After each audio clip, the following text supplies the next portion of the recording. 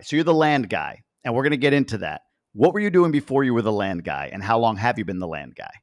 Interesting question. Well, I've been the land guy probably started when I started in the real estate world and about 8 years ago when I first got my real estate license. I was working with a wholesaling company, and sometimes they would come up with land. And one of the deals that we got was it was a 12 unit piece of land. And what I did was able to wholesale that to a builder and get all the back end listings on it. And that's when I started like just finding land for builders and getting the listings on the back end and a wholesale feed on the front end. So that's kind of how it started, as doing traditional real estate, trickling in some land on the side, and then building from there. I remember when I was starting in multifamily in 2017, 16, somewhere in that range, I would go to a RIA meeting, local RIA meeting, and it would be wholesalers, it would be flippers, it would be some buy and hold single family guys or gals, and then there would be like one other guy that was in the multifamily space. Is it like that for you as a land guy in your market? Absolutely. And I'm like you too. I've in all of the RIA groups, any ones that I can get into. And a lot of people, everybody does. It seems like a lot of the RIA groups have 2-year beginners, and they mostly do flips and single family, like you said. Not a lot of syndications, big multifamily, which I'm into those too.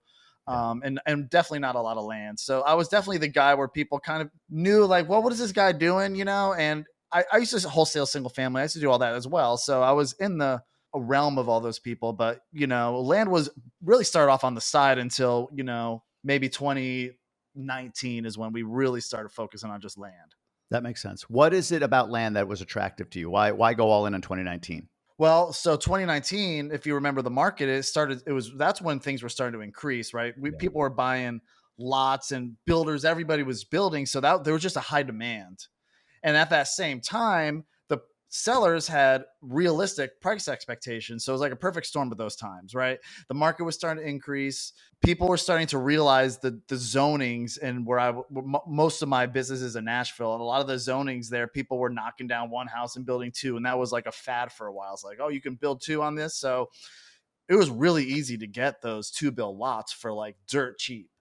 So I would get them for like 20, 30 grand a pop and selling them for like 70, 80, 90 grand a pop, all, and doing nothing to them. And that's what I love about land too. It's like you do nothing to it. You have no structures, you have no tenants, no repairs. You've got a few due diligence items, but theoretically you don't have to go there. You don't have to do anything. You just have to make sure your due diligence checks out, and then you move on. You don't have to do a lot of the grunt work as you do with anything with a structure. So now I'm like, I don't even want to know about anything with a structure. I've got enough structures in my portfolio. Now I just want way, way more land. What is it that keeps people away from it? Because like you said, I don't know. I mean, you're in the market, so you know a lot of land guys I know. But like when I think about back in Michigan when I lived there, or even now as I talk to most guys, there's 900 guys in Gobundance. Like there's another land guy or two, but there's not a lot. So what is it that keeps people out of it?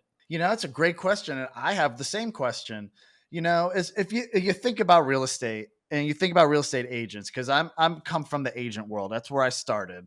It's like you look at agents, and everybody, in my opinion, fights over the only 3% of the market that they know about, listings and buyers. But what about everything else? Like, I wonder why agents don't buy multifamily. I wonder why agents don't buy rentals and do a lot of those things. And that's the same question with land. Is I don't know why. I think that people just go to what everybody, follow the herd or do what's easy.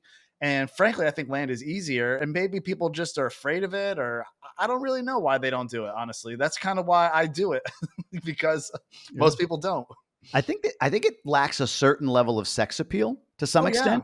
Oh, that's right? Boring. You don't see nothing. There's nothing pretty about it. It's just dirt.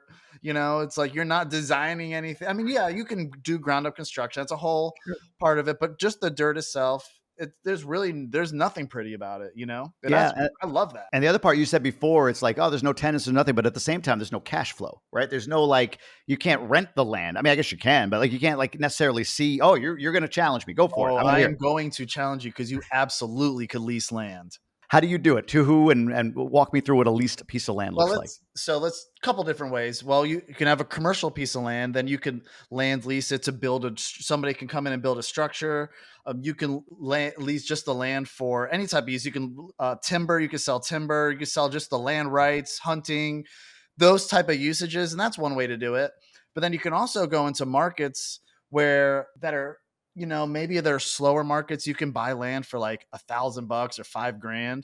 And what I see a lot of people do is they'll buy it for maybe $5,000 and they'll owner finance it for maybe $10,000. So maybe they get $5,000 down or $2,500 down and they get a few $100s a month on an owner finance note. So if you do it on a land contract, then they have equitable title until it's paid off, and then then it's theirs. So if somebody stops paying payments for 3 months or whatever your agreement is, you don't even have to go through the foreclosure process. They're just done and you have all their money and you still have the dirt. So like if you look back in 2008, 2009, a lot of those people stopped paying. A lot of people had to take back dirt. So it hurt the cash flow of the investors, but they got all the dirt back, and they can just do it again. And you don't have to fix anything. You don't have to kick anybody out. So, and you can do that with properties that are more than $1,000 out, obviously. But like, those are the markets where maybe a buyer can't really get a loan, because you can't get loaned on land, but so you'll see people advertising land. If you look, it'll say like $99 down, $99 a month, and that's what they're doing. So anybody can get into it. It's such an easy way to get into it that, like you'll see people in Arizona, they call the desert squares. They're just like squares in the desert that people do that all day long. $7,500 lots, they sell for $10,000, $5,000 lots. How do you know then that a piece of land, maybe there's another thing that makes it scares me at least. Like, great, I bought this land. How do I know it has value beyond what I paid for it? Like, if it does, why isn't somebody outbidding me? Like, how did I get this land if it truly has upside? Like, how am I the guy that got it? You know what I'm saying? Like, how do you know a piece of land in the desert or whatever has upside? Well, so that's a two-part question. How do you know if it has upside? Number one is just like you do a house. You go onto Zillow or you go to these sites and you just look at comps. Like, what are they selling for? I like to take an area and troll an area and see like, well, how many is sold and how many are for sale in a certain area. So like, I like the number to be double sold is for sale, right? Then I know I'm in a good area. So it's like, in what time frame, by the way? Double sold in what time frame? I usually put 12 months. 12 months. So in the last year, there's 50 pieces of land sold and there are 25 on sale right now. You feel like this is an interesting market. Yeah, that means people are buying them. They're selling within that time frame, within a year. And you could probably sell them for less than a year. And a lot of people do because they like to flip lands pretty much immediately. 60 days is the norm. And that's a great cash flow model. I like to hold it or keep it because I don't want to pay cap gains. So I'll wait a year or I'll land bank and wait for the value to really go up. Or, maybe it's something I build on myself or just keep for later, But a lot of the sellers too, it's like a lot of those type of properties, like people pay taxes on them for years and they do nothing with them. They don't know what to do with them. They don't live in the state. Nobody lives over there in a lot of these areas. So it's like they're tired of paying taxes. So, and maybe they have some type of encumbrance. Maybe there's no sewer and you have to wait the sewer out or just wait for certain things to come, some certain infrastructure that maybe they bought them for nothing. They were inherited. Sometimes you see people with lots, you see like $100 on the tax record. So sometimes I just, maybe they're left over from a development. It could be many reasons. Is land the ultimate, like, what's the phrase, like delayed gratification asset in real estate? Do you feel like, cause look, when I was buying multifamily or even single family, you listen to Bigger Pockets, everybody's telling you, oh, you buy and you get $100 a door. It's like bullshit. Not at least for a year. If you're buying value add, you're buying, Right. Even when you're buying, full retail, it's hard to, but unless you're getting a smoking deal on a property that doesn't need much of your actual physical work and somehow you got it for a lot off, you're likely not to cash flow for the first year, maybe two, on an asset like a single family or a multifamily property. And even then, a lot of people don't cash flow a ton. They make their money when they refi. So does land require even more delayed gratification than buying a multifamily or a single family? So it's the key to life. It isn't money. It's happiness. And when you measure how happy you are, you actually become even more happy. Our friends at Gobundance, the Tribe of Millionaires, use a very specific tool to measure their happiness. It's called the Life Happiness Index. And you can have it too.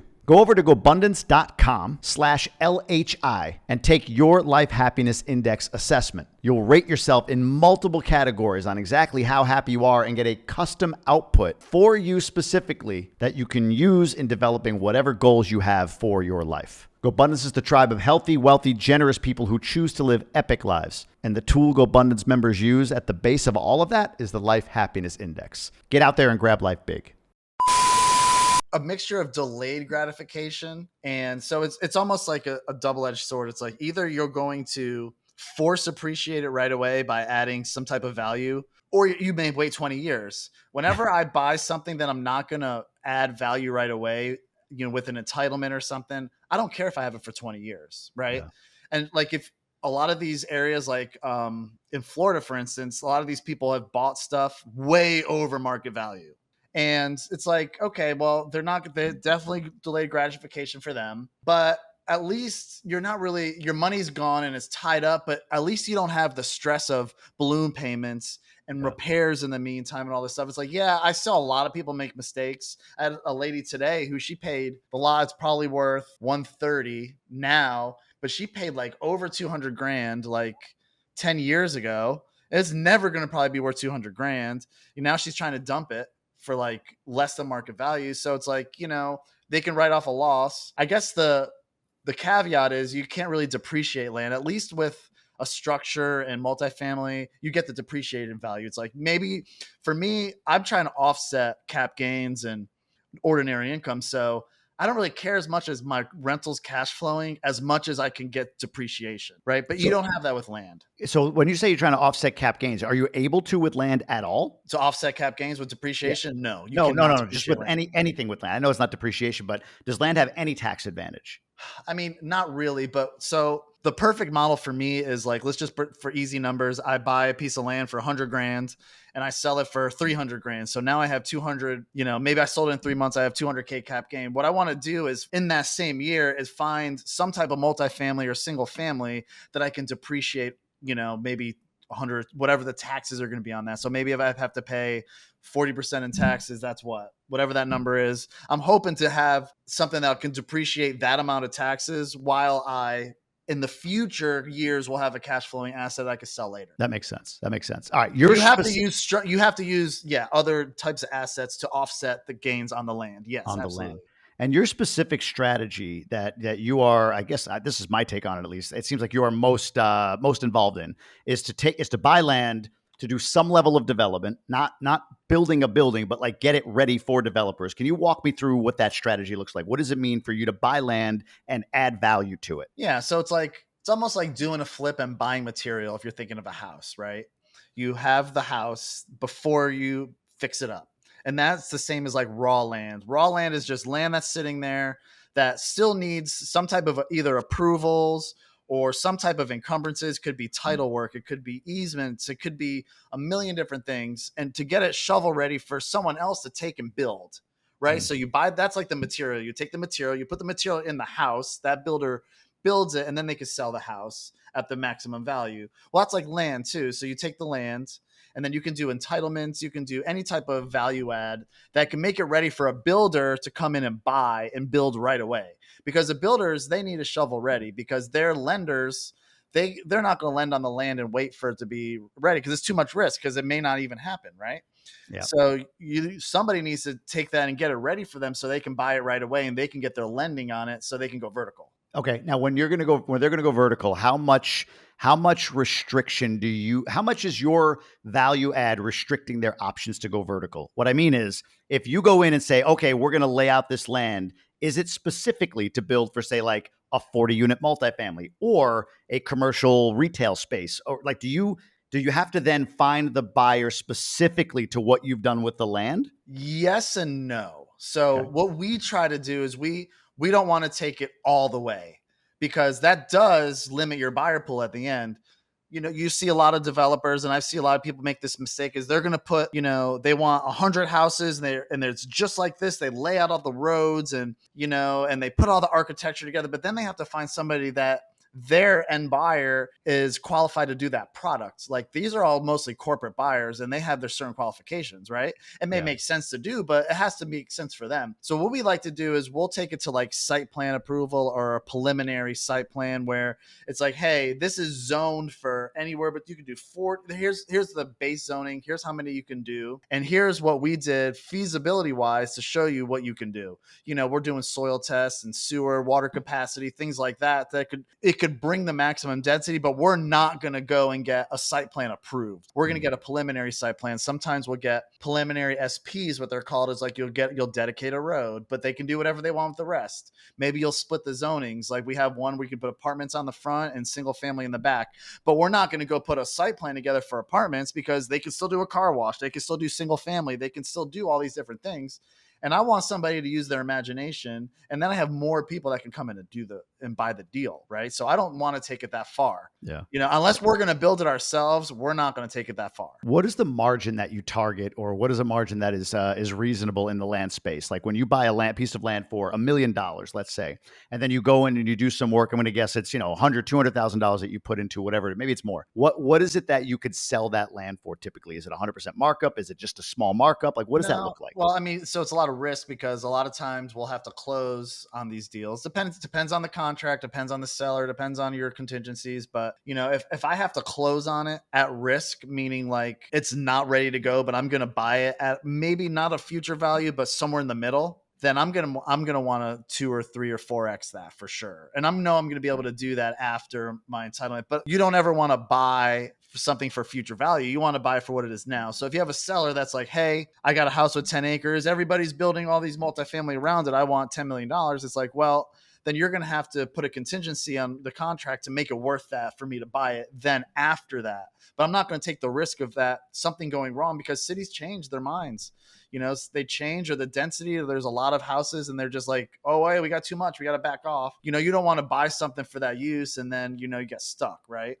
So, you really have to buy at the existing value, maybe a little bit more. But like if it's a house in 10 acres, is what's the house worth and what's the 10 acres worth? Because if I have to just land up having a house rental, or a flip, on 10 acres, I need to be able to execute that, so that makes sense. We're in this market now. It's a chess game for sure. Sure. In 2024, we're in this weird place of like, everybody's kind of closing their eyes and bracing, and then they're kind of opening their eyes and looking around like, okay, nothing's happened, but we're still bracing a little bit. Like no one wants to let down. Who knows what's going to happen with interest rates? There was all this talk at the beginning of the year. They're going to drop 3 times. Maybe now 1 time is kind of the language that's out there. Maybe that's changed since I've seen it, but there's still a bracing for impact. And I've heard from other people in different industries that still predict a major downfall coming, whether it's they're in the trucking industry and they see what's happening there. Where is land right now in that cycle? I feel like real estate generally, like multifamily, is probably at the bottom, probably at a point where a lot of buyers are going to start to come in and they say blood in the streets, kind of take advantage of that blood in the streets. I think that's kind of where multifamily is, somewhere at the place where people are starting to feel pain and there's going to be deals done and people are going to be bankrupt, or people are going to have their property foreclosed, or they're going to have to sell it at a steep discount. But where is land in that cycle? Yeah, land is at a weird spot in that cycle because you have sellers still have unrealistic expectations of price. A lot of times it's hard, there are motivated sellers for land, but they have to be really motivated, right? Yeah. Maybe it's an estate or probate or some reason why they have to sell, because they're usually not hurting to get the cash, right? So you have the sellers that still think it's 2021, 2022. But then you have the other side of it where construction financing is just through the roof right now. Either you can't get it, or you have to have a lot of experience. Like before in 2021, 2022, it's like anybody can go get a land for loan. I mean, a loan to build some houses, right? Mm-hmm. But now if like you don't have deposit, like if you're going to take out $1 million loan, they want $800,000 in deposit, right? So it's like, I'm getting a loan, but I got to tie up $800,000 just to do the loan. And they want to see that like you've done this before, that they want to see your assets and your balance sheet to make sure that you can cover all these. So they're a lot more stringent on how you can do it. Right. Mm-hmm. So where land is just everywhere in that cycle, it's a little bit of both. So you have to almost really know how your end buyers can execute right now. So how are they paying? Are they using institutional money? Are they using their own money? Are they are they using stocks? Are they a stock? or one of those companies, a corporate company that has stocks, or is it just an individual that has to pull a bank loan? So you have to really just find who's the most competitive right now and who's still like, there's companies that need to build right now. You've got the national home builders. They're not building houses. They're losing millions and millions and billions of dollars because they have inventory and they have to make up for that. Right. Yeah. So you have to really just find out. Before, it used to be, you've got the land, the end buyers just come. Now you have to start with the end buyers and work your way back. It's okay. It's like, okay, most of our end buyers, they want 100 or more units. And these counties, we're going to go look in those areas. And then we're bringing everything to them right away. And the cool part about that is what they're also have their crews, because they have acquisition people in their team. And they're going after the same people we're going after too. But they can't entitle land. They can only buy it build ready. So they're finding sellers and leads, and they're coming to us saying, hey, if you can buy this from this seller and get it entitled, we'll buy it from you at this price. Yeah. So that's kind of like a way around it to be safe, is like finding the end buyers that are ready to buy. They tell you the criteria, and they're even finding the deals for you at the same time. So, but you're not going to find a lot. Right. And the thing about it is, maybe you will find a lot, but it's really difficult to work in a lot of markets. Like, you get your team set up and you stick in a market. You can get teams set up. You definitely can do that. I'm not saying it can't done, but it's difficult, right? To find engineers and money and learn city municipalities and have all the relationships with the cities to be able to do these in different areas. So that's why the national home builders, they have somebody in all those areas and they're already doing that. So we could go look in those areas too, but it's just super difficult to do. Yeah, your model, like you said, I think you're focused heavily in one area, and you've talked about before, like quote unquote team. You have a partner, but then everybody else is sort of for hire, right? Soil experts, engineers, all the people that you need to kind of get involved. So you've had some success, obviously, in the land space. I mean, again, you're the land guy. That's what I'm calling you anyway. So you're the land guy. You've had some success there, and it feels to me from getting to know you over the last couple of months that you really love the game. Like, you love the ins, the outs, the game that is land acquisition. What are we going to do with it? Different plans that we could present to an end buyer and say, you could do any of these things, and then figure out which end buyer to go with, and you profit and move on, buy the multifamily, whatever it is, to shelter from taxes. What is it all for? What is it that you like, today you had to stop buying land and only do things that you absolutely want to do with your time besides make money? What would you be doing? It's a great question. And I don't have a good answer for that.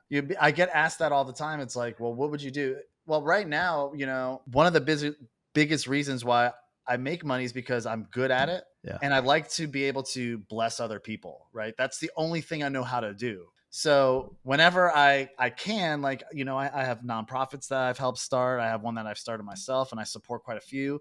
And that's the only things I really know how to do.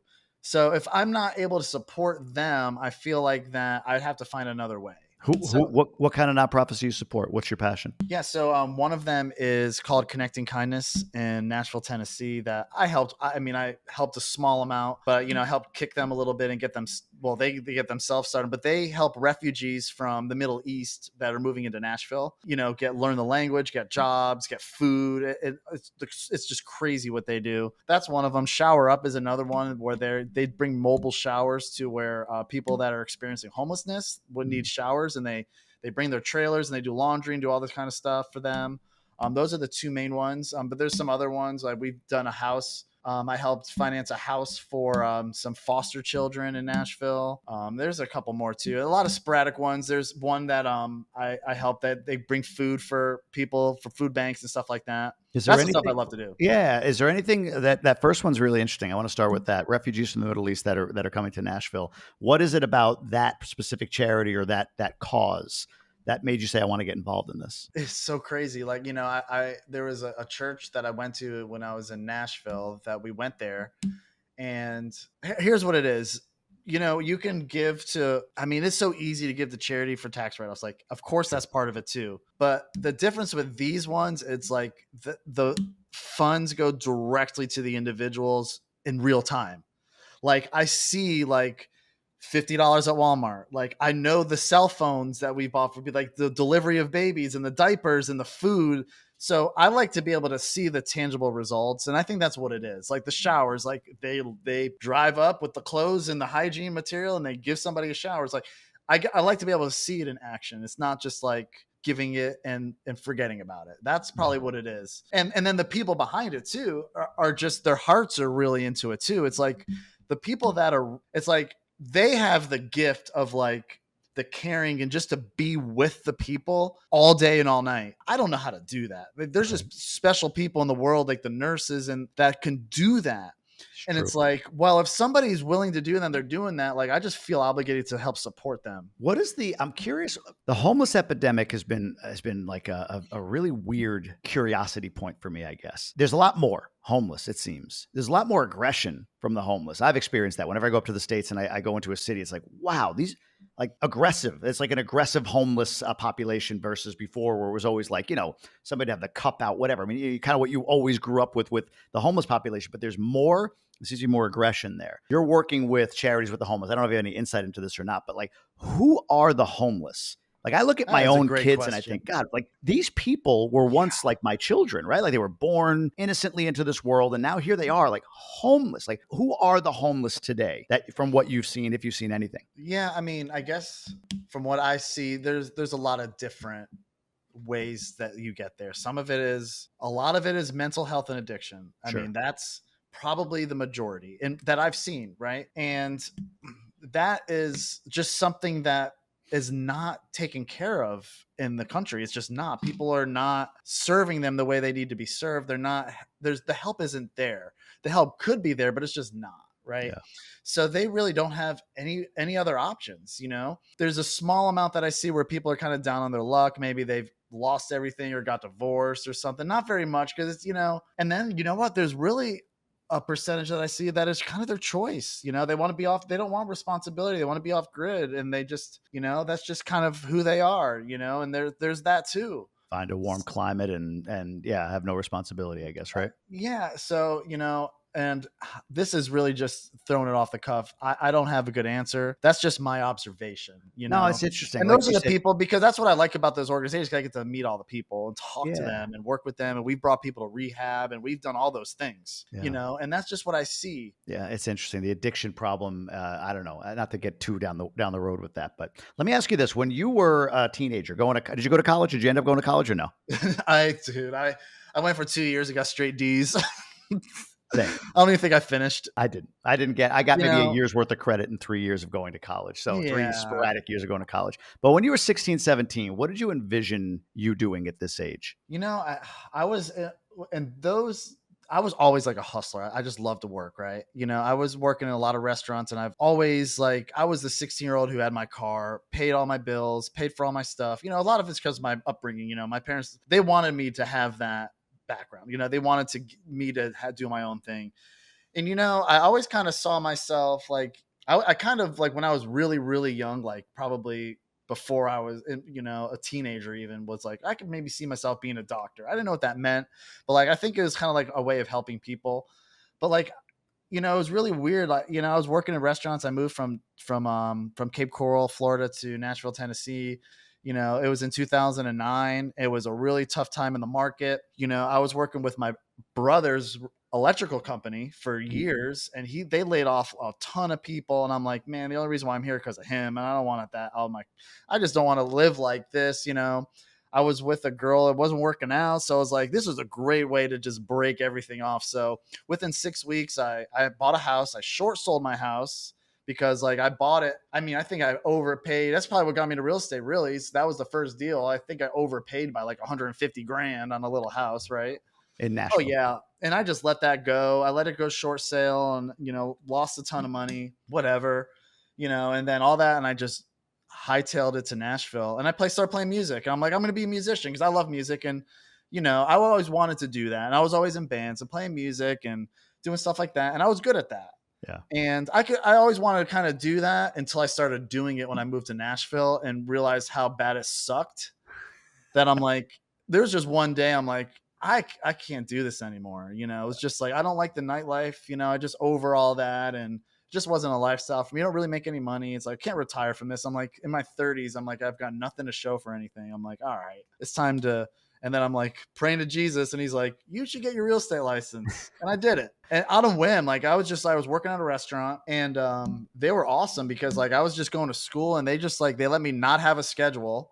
so I can go to school. And I would just like, if I needed to work, I just call up there. Does anybody want to go home? You know, and I could go to work, and I was never had to be obligated. So it worked out perfect.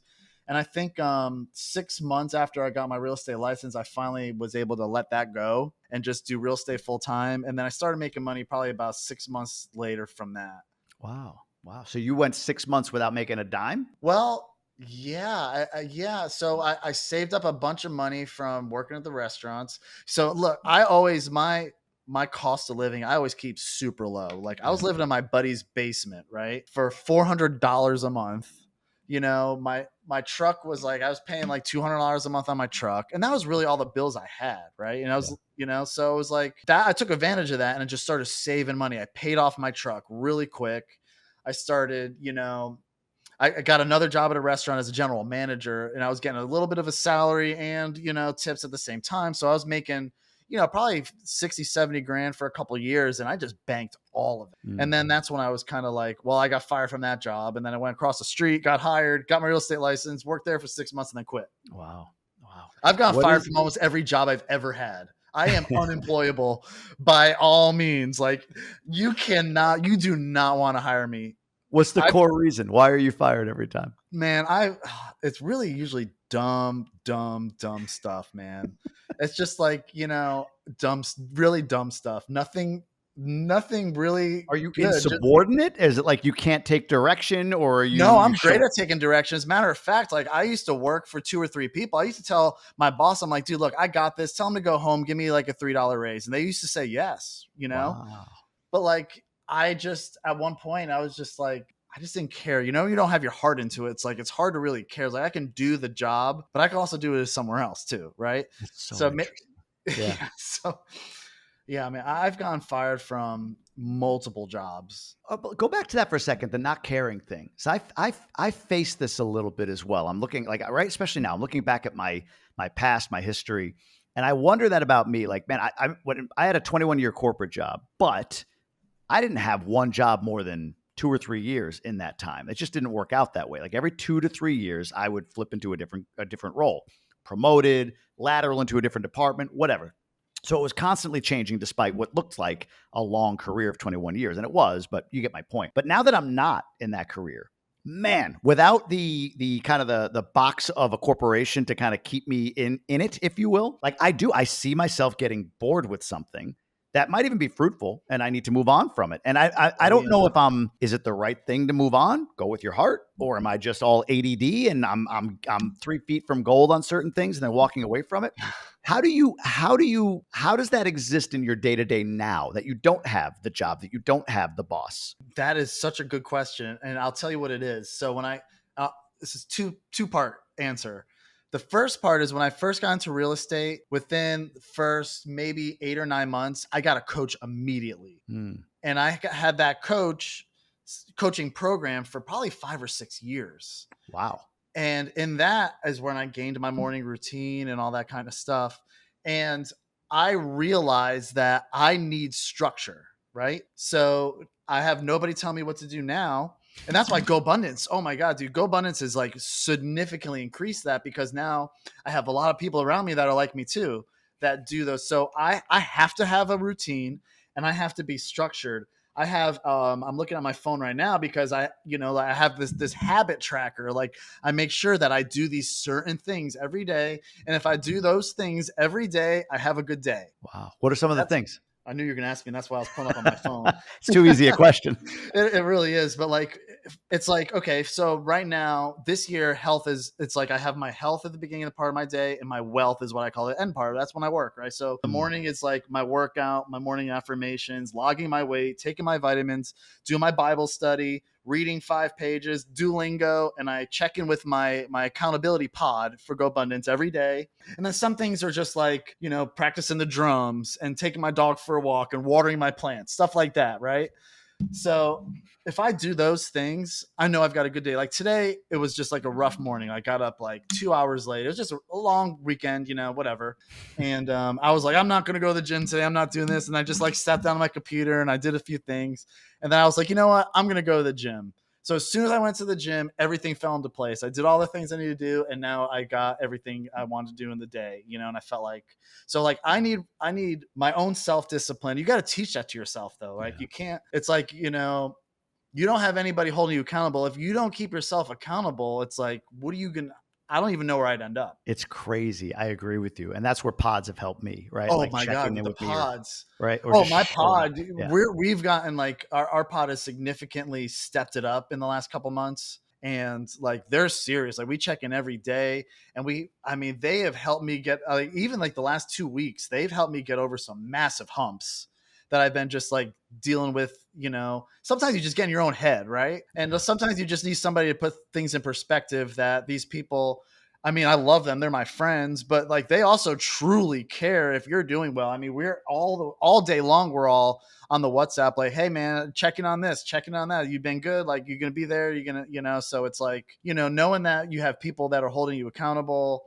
and you don't want to lie to them. So you have to have some type of self-integrity too, right? It's like, I could say, yeah, I'm good. Or I could say I did these things today. I worked out all the day. I did this, I did that, you know, but then it's just like, you know, what are you doing at that point? You There's know, no benefit, right? There's no gain. Like it's, you know, it doesn't do anything for you, right? It doesn't do anything for you other than you get them off your back for the next day or no, whatever. and it's nice to be able to do that stuff and have the self-discipline and then you're setting an example for other people that or where I was a few months ago, where they need a step up or they need to get themselves.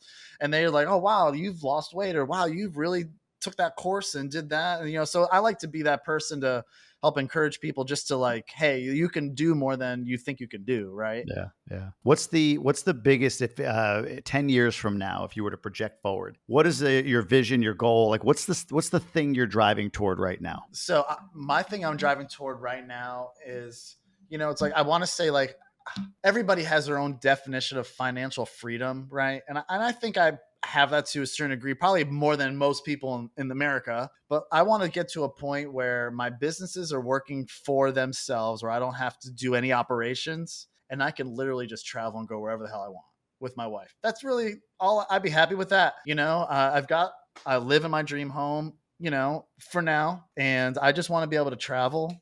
I want to be able to help people any way I can, support financially. That's what I'm good at. Like I've been like I'm unemployable. I've also gotten kicked off of many nonprofit boards. It's like they love to have me and I can find, but I'm just suck at those other things. Right. Yeah. So as long as I could have a business, or I love working too. So I don't mind doing operations, but I just know in 10 years, I don't want, I may not want to be doing it, you know? So I would love to be able to just be really financially free and be like location free. How close are you? Truly. I don't really know, because I would say I'm fairly close, but I always up my goals. You know, it's like, that's what I mean. Like, are you there, tough, but you're changing you're changing the goalpost, or I mean, are you not there? I probably could say like my pod, they think I'm crazy. They think I'm there. Why? Know? Why do they think you're there? Well, because on our one sheets, of course, you have to disclose all your finances and all of those type of things. So when they see that, they're like, dude, I think you're good for a while, at least for a while.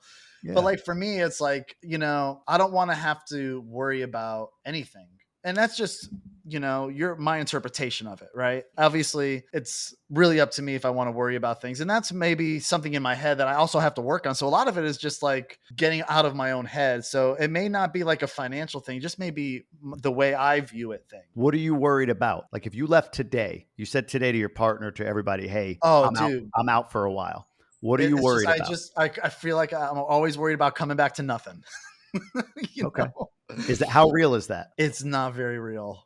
Give me a percentage real. What's the percentage that you come back to nothing? Probably 20%. Yeah. Is it possible to be at zero? Yeah, probably. Is it, or will your goals ever allow you to ever get to the place where you're admitting zero? I don't know.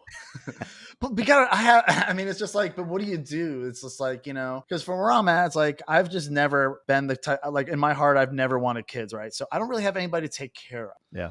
Besides my wife, and I love taking care of her. Which is great, but she's good, you know? So it's like, while I have the time here, I almost want to be able to do the things that I could help a lot of people. Sure. Who would blame you if you left today and went to travel the world? Your partner? No, my partner's And I only have a few partners. That's just the way I roll. I have a few partners that I've been working with for years and years, and that's just the way it is. Yeah. And not one of them would blame me. Okay. What percentage of your expenses are covered by passive or business income right now? Oh, that's a good question. Probably all of them.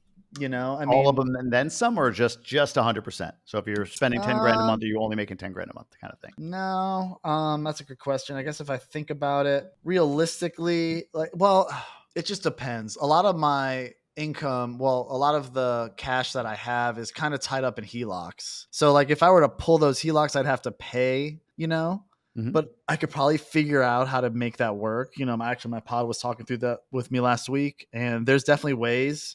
If push came to shove, I think I would be 100% right now. You'd be at 100%. Now, if you hired somebody to replace you operationally, how much would that degrade your ability to be at 100% expenses covered by your business income? Probably nothing.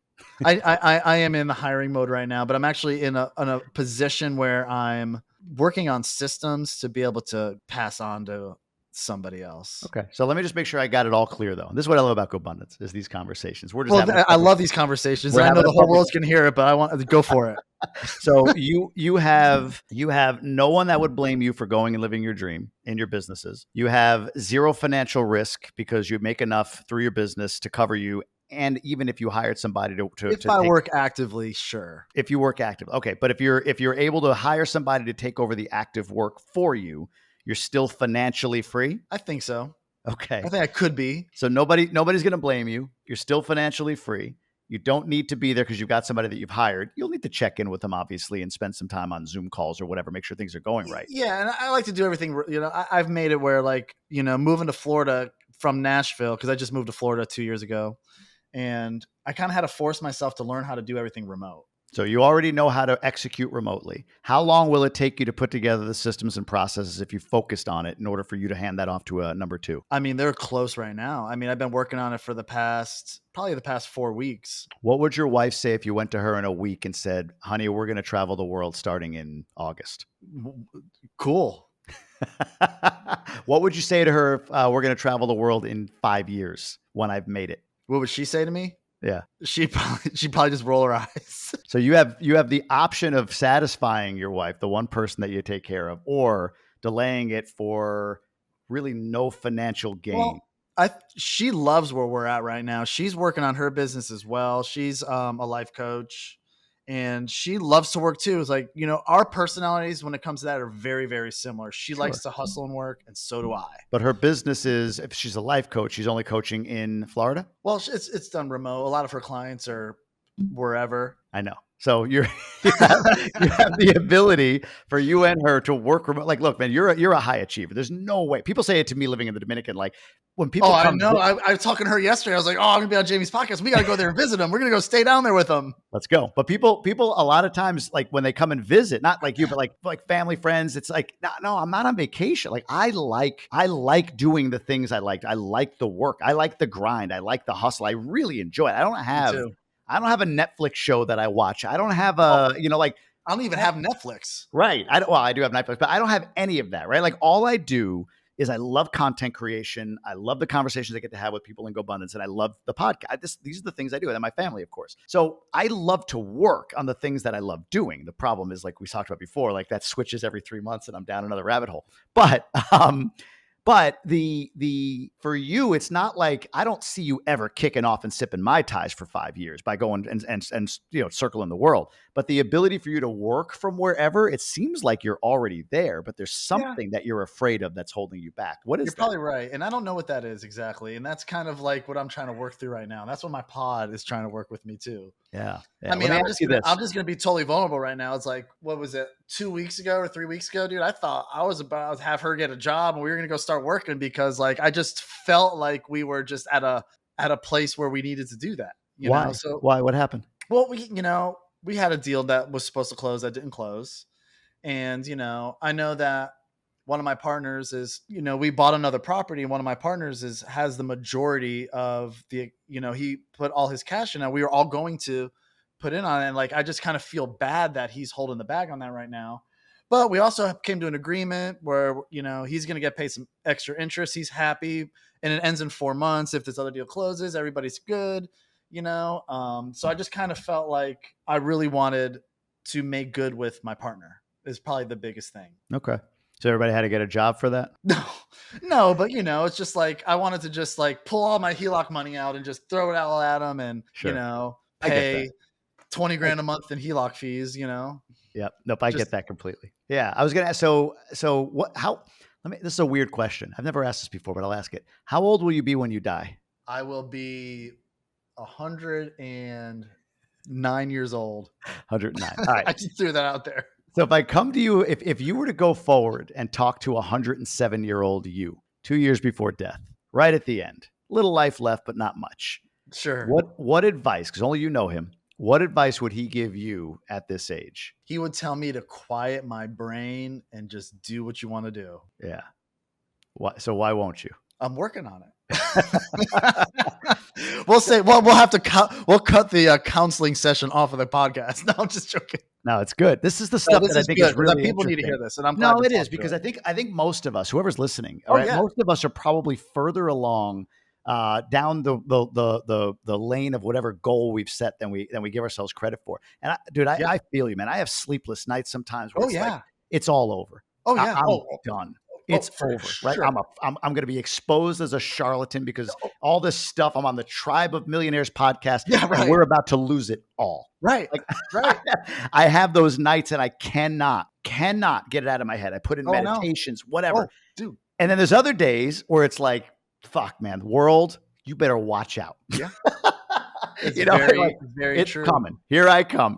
So I feel you completely.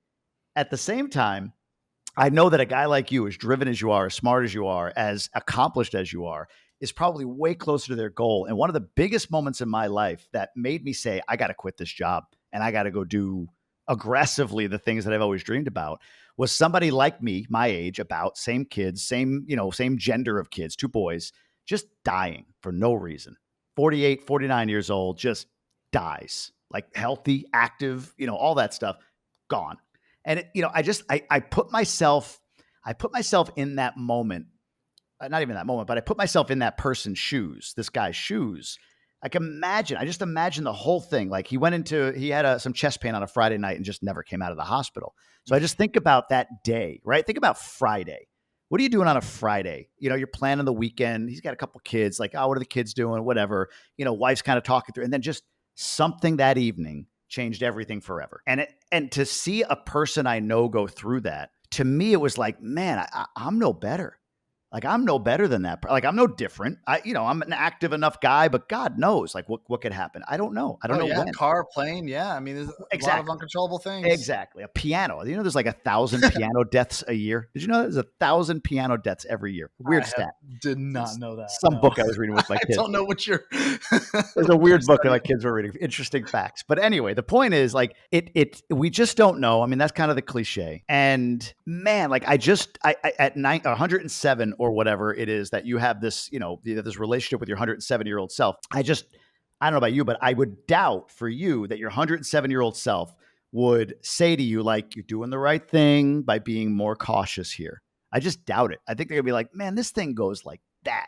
I was 40, 2 years ago, I feel like, and here I am 107, It's so interesting because you're right that I'm cautious, but I also take a lot of risk. I know. I get that. So I don't, it's just like, I know. I feel like the more risk, it's like, because here's the thing too. It's like, I also have 100 rental doors. I've got apartment buildings. I've got all kinds of rentals. And like, I almost want to make sure that I am able to support all of those too, because I got people that live there, right? They're counting on me for, like, I had a roof fall in the other day, and like I've got like all these repairs. Is I want to make sure my tenants are taken care of. I don't ever want to be in a position where I'm like, hey, like I can't take care of them because I can't. It's probably, and this is why I don't self-manage, because I don't want to even know everybody. It's just like Smart. like the ones that I have 2 that I self-manage in Florida because they're literally like right down the street from me, and it's like I probably would, and he probably wouldn't even evict him, but at the same time, I know I have a business, but I still, feel like I have a responsibility to the people that count on me, Yeah. So Yeah. maybe that's part of Yeah. it. No, I get that. I get And that. there's Are your days. unit? Oh, do you know how many times I said to my wife, I'm like, this is the year we're selling everything, every apartment, every door, it's all gone.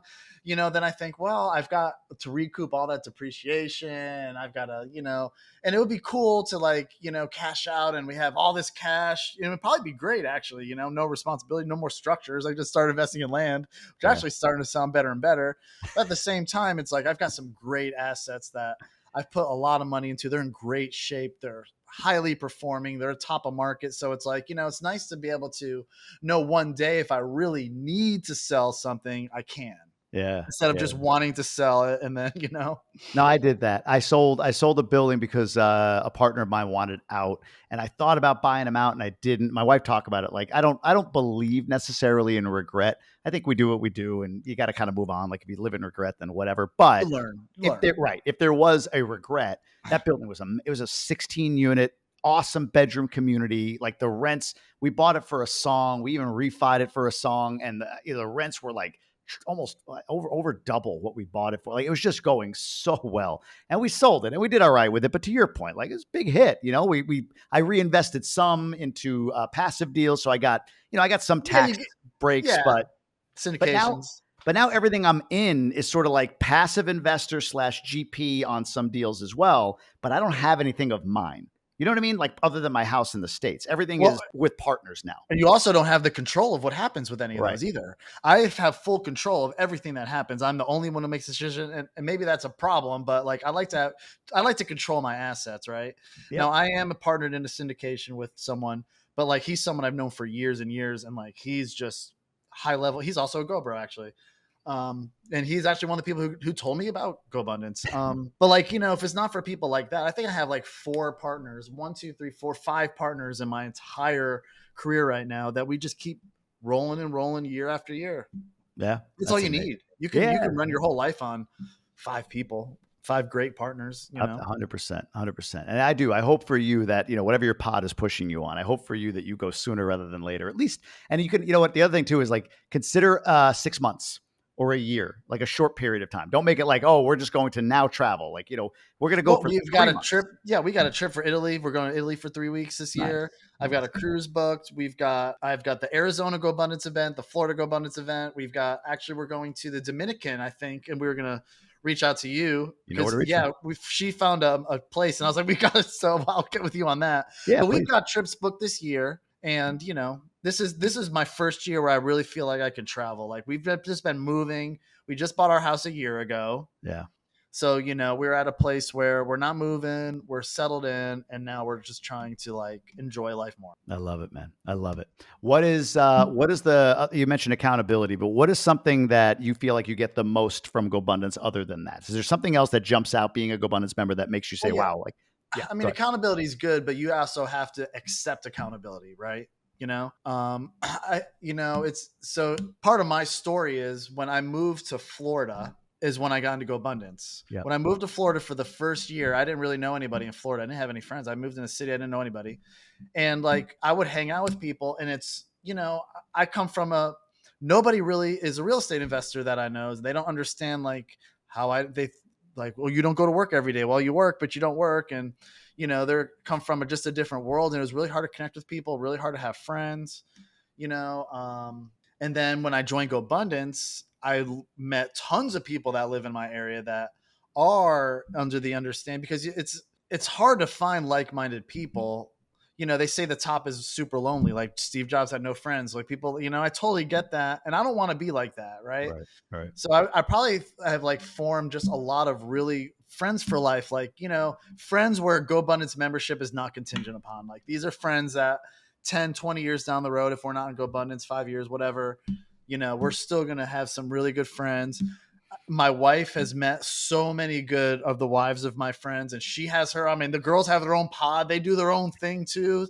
And I love that too. Or she gets, to have those people that she can talk to, when things in our relationship or her life are not going. So she has a lot of good people that she has. So, it's just, and that, in the Florida Gobundance chapter, we're probably the most active ones, especially the Tampa group. We're getting together all the time. There's probably 2 days don't go by where I don't talk to somebody in the Gobundance group.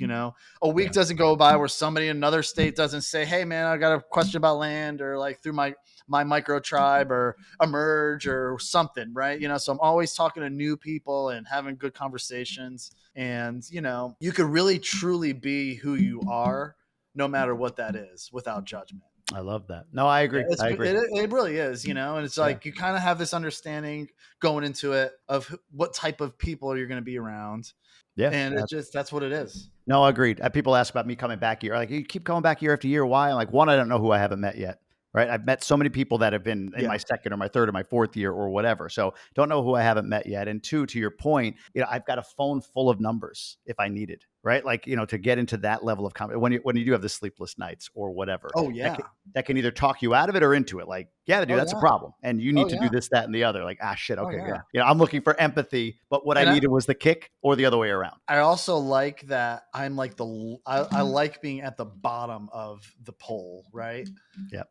So there's always somebody that's doing something that I either haven't done yet or will be doing later, right? So it's like whatever problem I have in business or life or literally any aspect, like there's somebody in the group that is going to talk me through it, and they're going to want to talk me through it. I love it. I love it, Greg, man. This is great. I appreciate you going through the coaching session. I love those kinds of conversations. I love getting this is good, man. This is good. We'll have to do a follow-up. Absolutely. Where can people learn more about you, reach out, whatever it is you want to put out there? Yeah, I'm pretty easy to find. Like my name, I mean, I'm the only Greg Fariccielli on the planet. You're not going to confuse me if you put my name in any search engine. Go to Google, go to Facebook, Instagram, all the YouTube. My company's Rhythm Development. I have Stacked Investing, which has a coaching program, which isn't really active right now. I do some courses on land and some different things, and I'm starting Stacked Land Holdings, which is kind of like a different part of the land world that I'm just now learning and getting into, just because. Amazing, man. Let me know when you're in the DR. Yeah. Oh, I will. It'll be fun. I've had a lot of guys visit, so we'll add you to the list. So I appreciate you, brother. Thanks for doing this. Yeah. Thank you for having me.